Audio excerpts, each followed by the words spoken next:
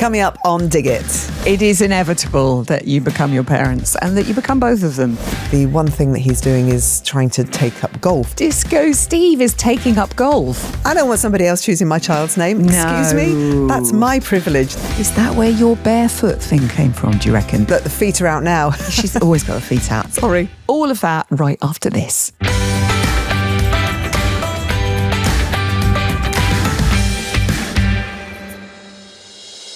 Hi, Joe. Hey. I hope you had a good weekend. I'm trialling doing this without wearing my glasses because I keep watching them back and I'm like, I just haven't got used to myself in glasses yet.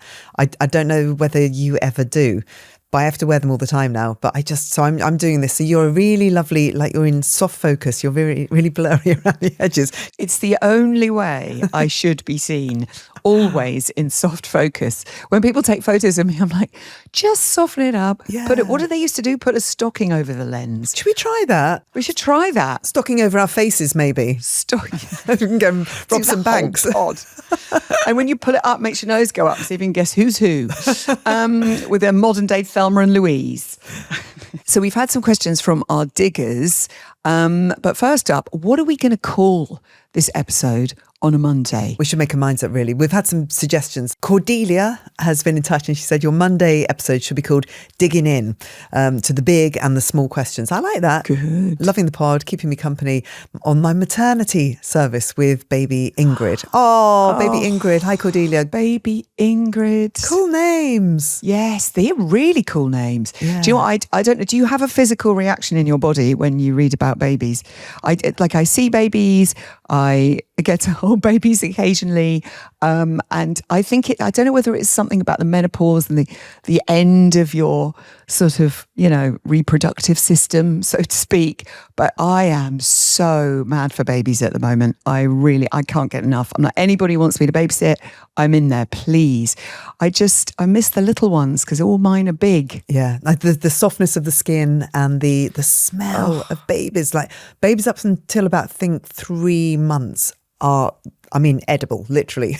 Oh, yeah. Although I quite like it when they're about, 6 to 9 months and they get the juicy little wrists and thighs and the rolls. I miss it. I do miss it. I know. But I've got friends with babies and it's quite nice when you can help out and there's no stress when the kids aren't yours. You're like, oh yeah, I'll do anything. And then you hand them back. I'm aching for that also. Yeah, really aching for it. And I think it's going to be a bit of a wait. I look at my kids, Woody's 25, he's nowhere near having babies yet. Nell is only 15, so yes.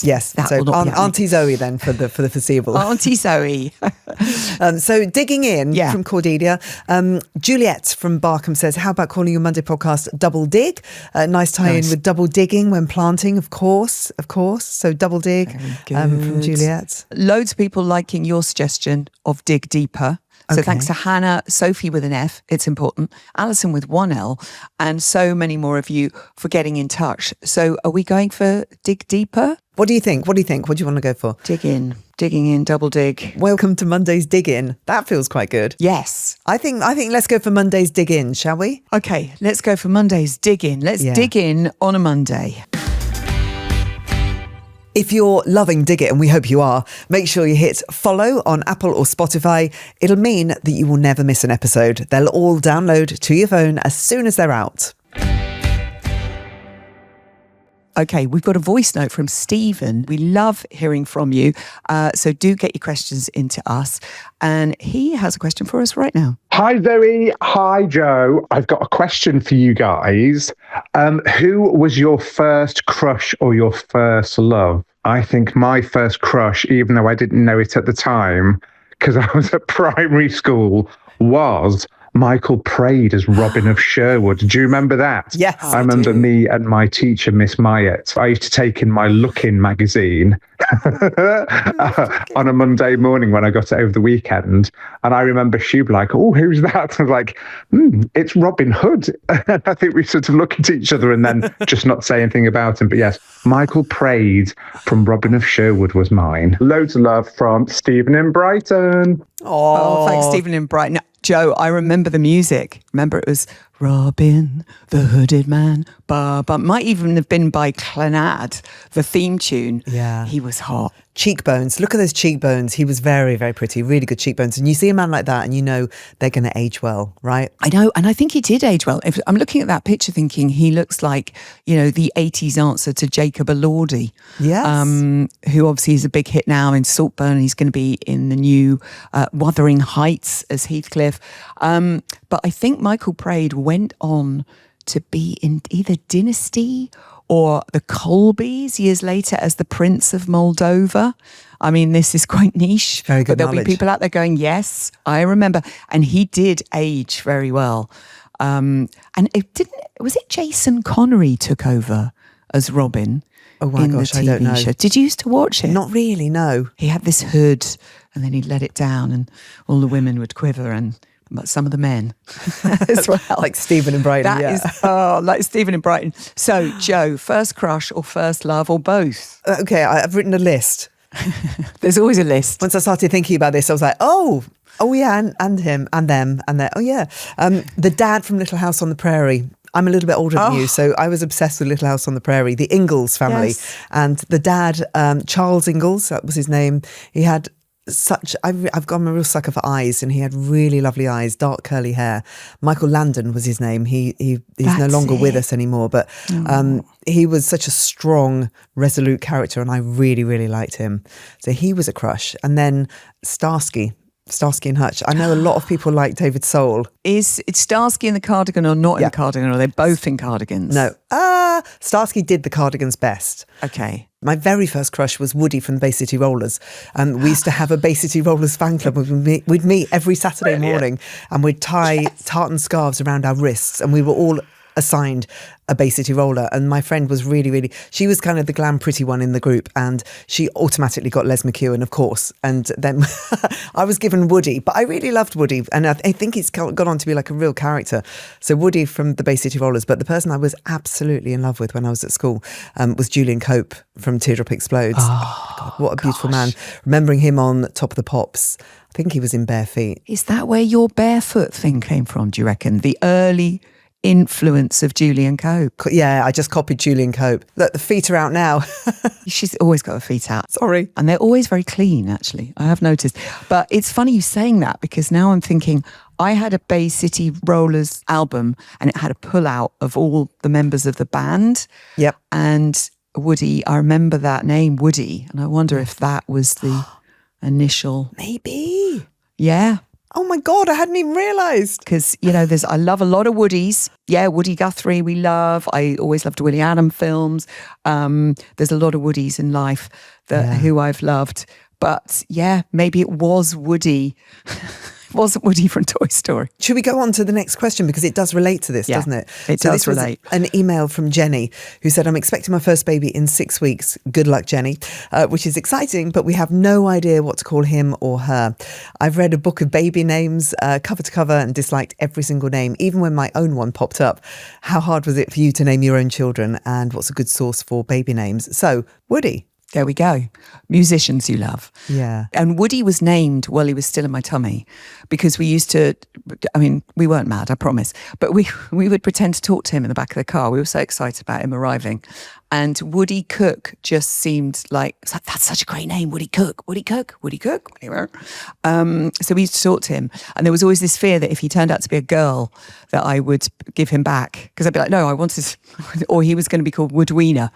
And we occasionally call him Woodweener, which obviously does not go down well. I love that. So he was named before. But Nellie, I loved the name Nellie. I once saw a little girl playing on the beach with her family, and she was much younger than all the other kids, and she had this long hair, and she was called Nellie. And I remember thinking, she's a gorgeous little girl, and that's a gorgeous name. And Nellie tells the story in Wuthering Heights, which is one of my favourite books. Nellie is the maid who witnesses the whole story of Cathy and Heathcliff. And so it also was influenced from... So that's a good thing. If you've got heroes and heroines in books, novels, films you've loved, musicians you've loved, write all of those down as well. For Nellie, we had a list in the back of a book, and we tried different ones out. And it was like Woody and Nellie worked quite nicely. But there were other names that Nellie was going to be called, none of which I can remember now. We wanted to call Woody Arthur initially, but Arthur Cook just didn't work. No, Woody Cook is an amazing name. It really, It's really a great works. name. I've just had a thought. There was a Nellie in Little House on the Prairie. Talk about how everything's coming together this morning. All tying in. I mean, she was bad. She was horrible, but... Oh, yes. I remember the clip where they push her down the hill. Yes. They push her down the hill because she's such a nasty in the chair, and they push her down the hill and she lands in the river. Yeah, I they all remember, laugh. I remember that. What about your kids, Joe? Because your kids have great names. Yeah, I quite like the full name thing, the way it all flows and works together. So we've got India, who's called India Eden. I just thought that had a lovely ring to it, India Eden. And I don't really know where it came from. I nearly called it Eden. Also a good name. I think what the lovely thing is when you have your children, and it's one of the amazing gifts that you can give someone, isn't it? It's an incredible thing that you can bestow this name upon somebody, and then you watch them grow up and they become the name. So she is very much an India, and she stands out, and India Eden's got a good ring to it. Jude, I guess Jude Law was around at the time, and also Jude the Obscure were two names that were in my head, and he's called Jude Blue. I actually wanted to call him Blue, but that was vetoed. Like Disco would not go for that. So it's Jude Blue. He actually would have quite liked to have been called Blue, I think. But so he's Jude Blue. Cass, there was a really cool guy. There were two cool guys in bands.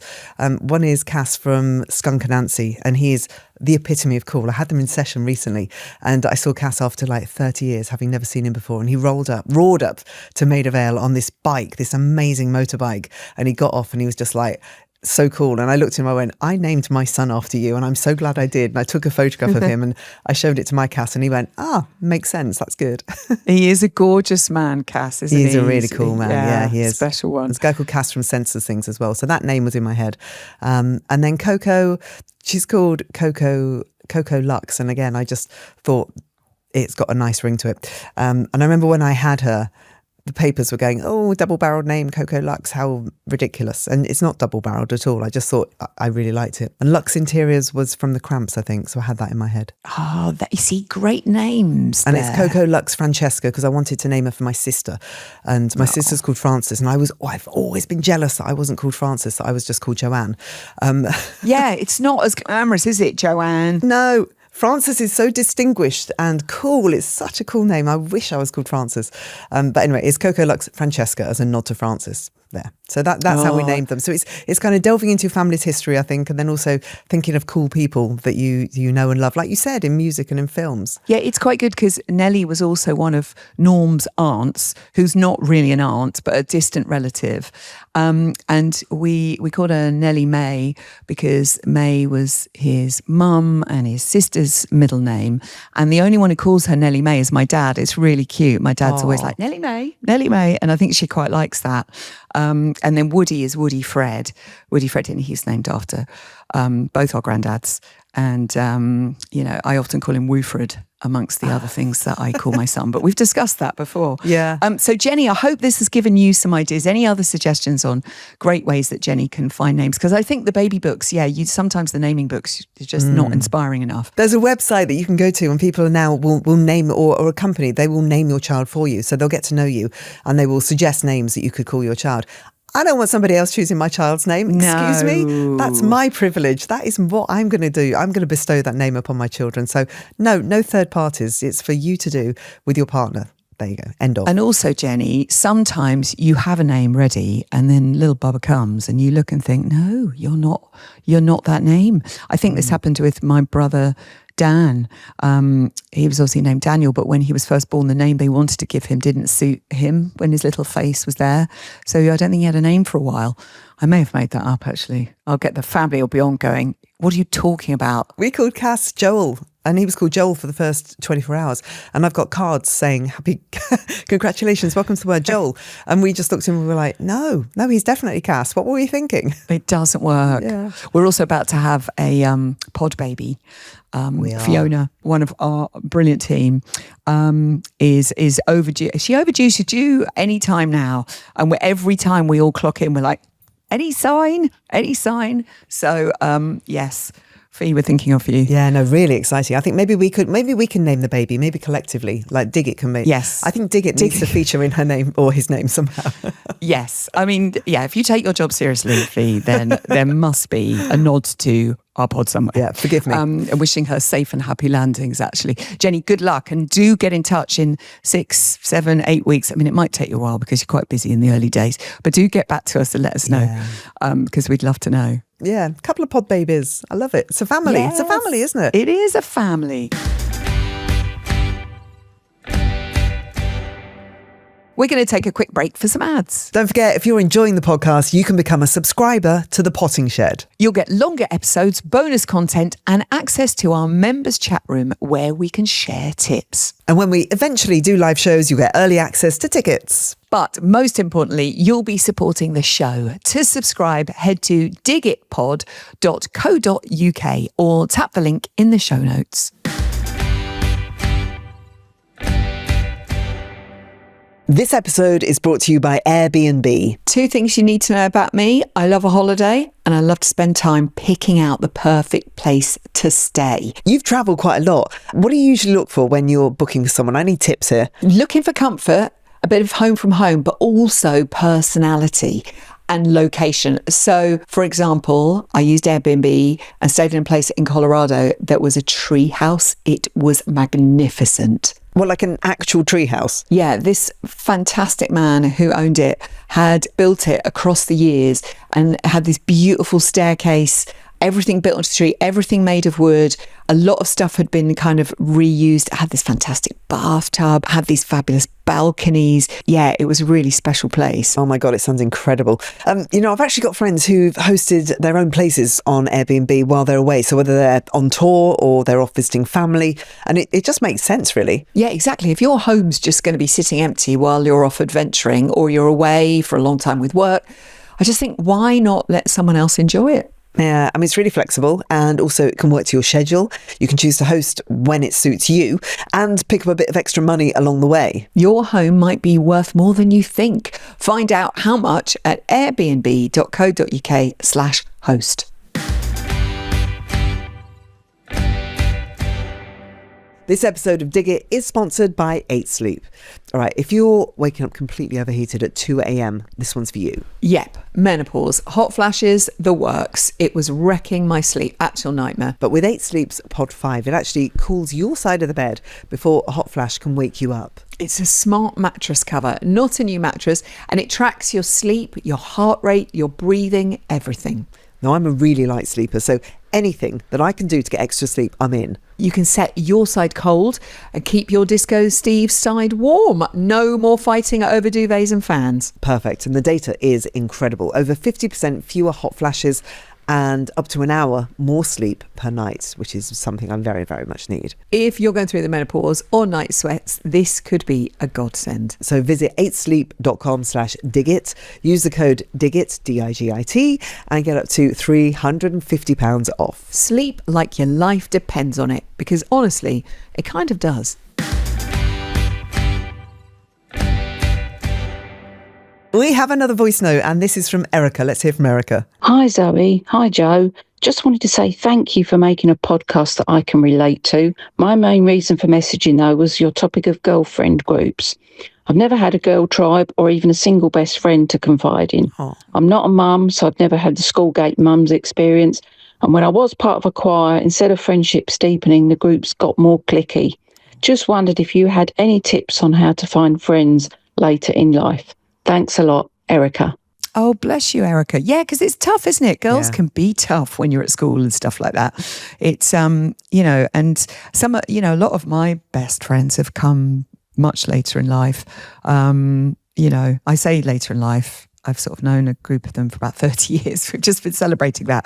But it felt like I met them late in life. Yeah, I would have suggested something like a choir. The point that you make about not meeting mums, when you're at school, because that is the easiest option. If that is not your path, that is not what's happened to you, then it's really, really hard, really difficult. Yeah. I was always apparently an old mum.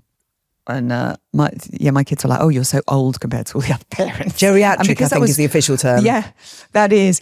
And also because I was working, I didn't really do lots of the school stuff where you get to hang out with other mums and stuff like that. Yeah, so Erica, what would I suggest? What about volunteering?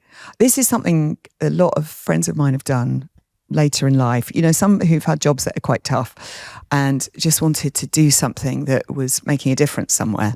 And lots of my friends volunteer, and they've, you know, in food banks, some volunteer for charities, or charities that have helped people they've loved. And they've met some really amazing people through doing that, Erica. So that could be a suggestion. I think when you're working together with people, that is a bonding experience, isn't it? And you don't have to worry about, as we've discussed before, those awkward conversations if you're not confident, if you're quite shy. If you're actually working on a thing, you're helping somebody else, then you don't have to have all the kind of the pointless conversations because you're just concentrating on somebody else. So that's a brilliant idea, really, really good idea. Yeah. I was going to suggest, you know, if you're sporting, obviously there are running clubs, there are park runs to do, but if that's not your thing, it's about shared interests. It's doing something, looking something up and seeing where there is a club, whether it's going to a pottery cafe or an art club or something to do with crafts. Yeah, I wonder about book clubs. Yeah. And, you know, I must apologise to all the lovely ladies who live down my road since I moved in, have all been like, we do a book club, you're more than welcome to come. And then there's always been something going on. And I keep thinking, actually, I really should go and join their book club because it would be lovely to get to know some of my neighbours. They're all really friendly. So Erica, if you're into reading, maybe something like that. Also, if you just check out some local things that are going on. Maybe there's a gardening club if you're into gardening. If anyone has suggestions for Erica on how she could make some lovely friends to hang out with, because there's probably people in your area, Erica, who are sort of going through a similar thing. You know, there's a lot of loneliness out there. There's an awful lot of loneliness. You'd be amazed at different ways that you might find someone. So Erica, if we get any tips, we'll let you know, and hopefully that's helpful there. Can I just expand on that a little bit? Because Disco, Steve, my husband, we've talked about loss before, but I mean, he's very careless with his friends. I think it's 3 key friends, maybe 4 key friends died, and it was all in a very, very short space of time. All the time we were like, oh my God, not another one. Oh no, another one's gone. But genuinely, they were the 4 people who he spent all of his time with. So, you know, we'd go on holidays, he would go and see them every night of the week. They would hang out, they would make each other laugh so much. And all of a sudden, his life is empty. He literally does not have those friends to be with anymore.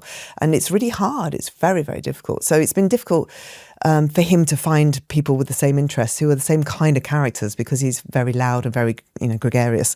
But all of a sudden, he doesn't know where to meet those people.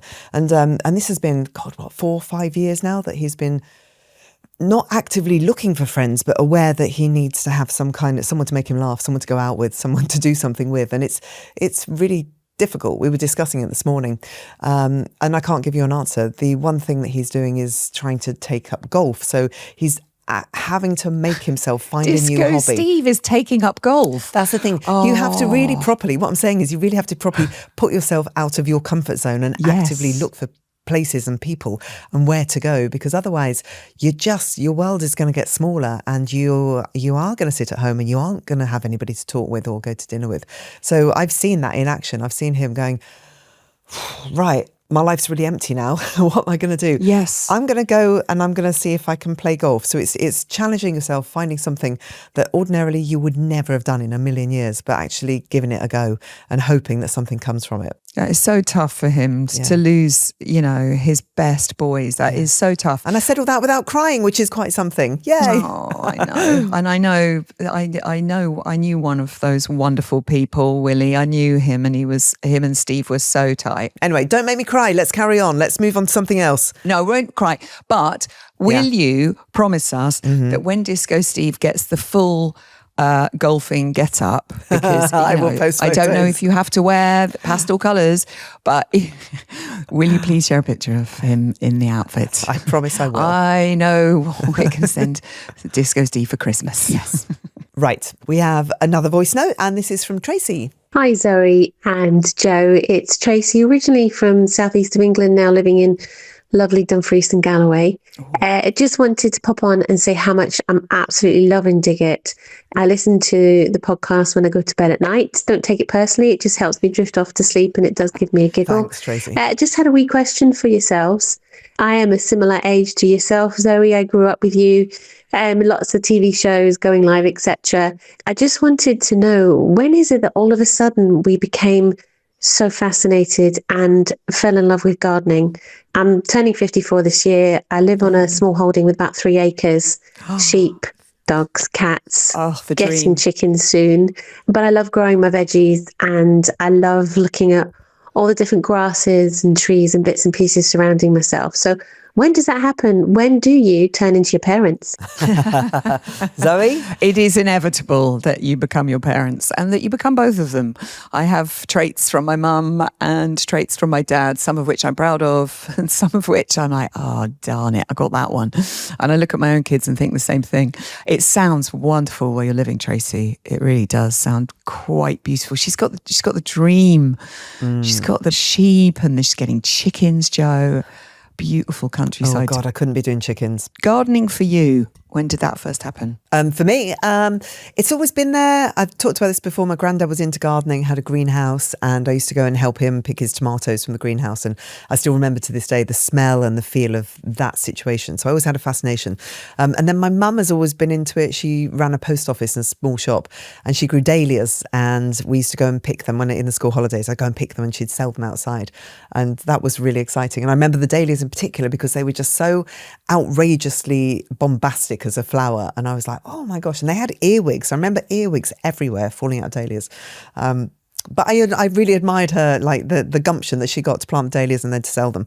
And then I think it just happens as you get less busy. I certainly didn't do much gardening when the kids were tiny because there was no time, and it was just manic. I was just surviving really for a very, very long time, and also working. And then maybe it's just as things calm down and you have extra time on your hand, not a lot of extra time, and you get a garden and you kind of begin to take pride in it. And it's just grown. It's just grown for me. It really has.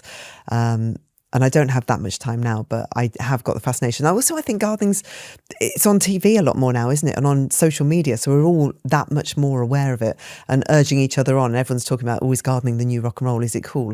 And actually, it is cool. It's really cool. Yes, it is. When did you get into it? Well, for me, I lived by the sea for 20 years. So not a lot grew. We were right on the beach.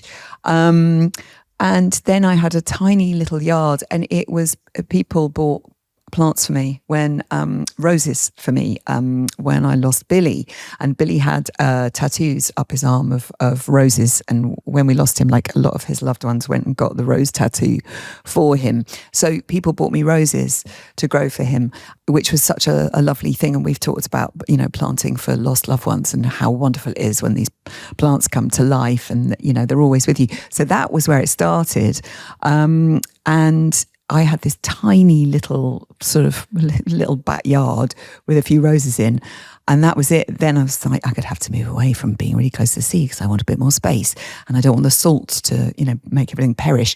And then I went huge scale, like massive, like way too big for me to cope with.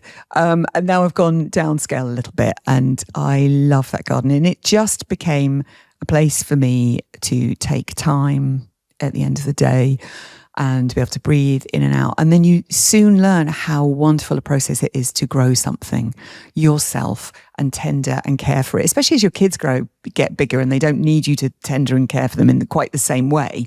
Having that thing for yourself, you're sort of breathing in and out, you're getting your hands in the earth. Just realised how good it was for me and how much I loved it, and how every day is a learning. You're just learning constantly, and then you start being quite bold and taking big steps and thinking, hell yeah, I'm going to try and grow dahlias. Oh, the slugs have eaten them all. But it's just such a wonderful thing. And it's something that we all share. I love that there's a bit of our Dig It community is a bit of a gardening community as well. Not everyone has gardens, but it's so good for you. It's so good for me. I remember also getting really into it with India when she was little, and it was growing tomatoes and growing potatoes and going through that whole process. It was a really exciting thing to do when your kids are tiny, and something nice to do to show them that you can plant something tiny in the ground, and then you can eat it a few weeks later. And that whole process of digging up potatoes, I love it. And I've done it with all the different kids, and really enjoyed it, and still do it to this day. The other day we were eating the raspberries from the garden that were just really big and fat and juicy. And I was like, do you remember when we put these in? Look, now we can eat them.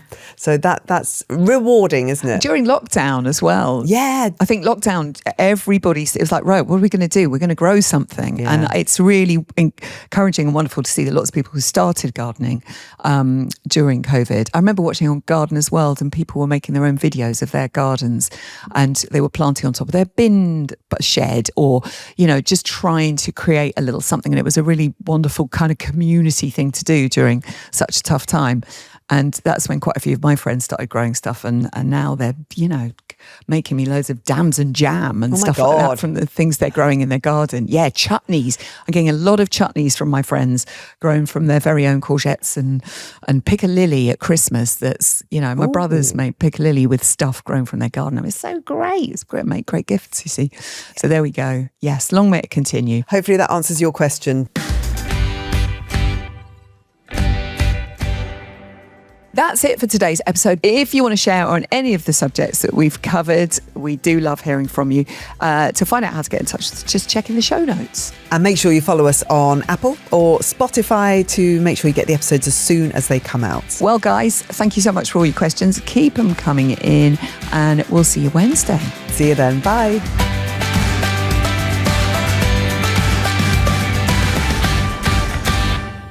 Dig It is a Persephonica production.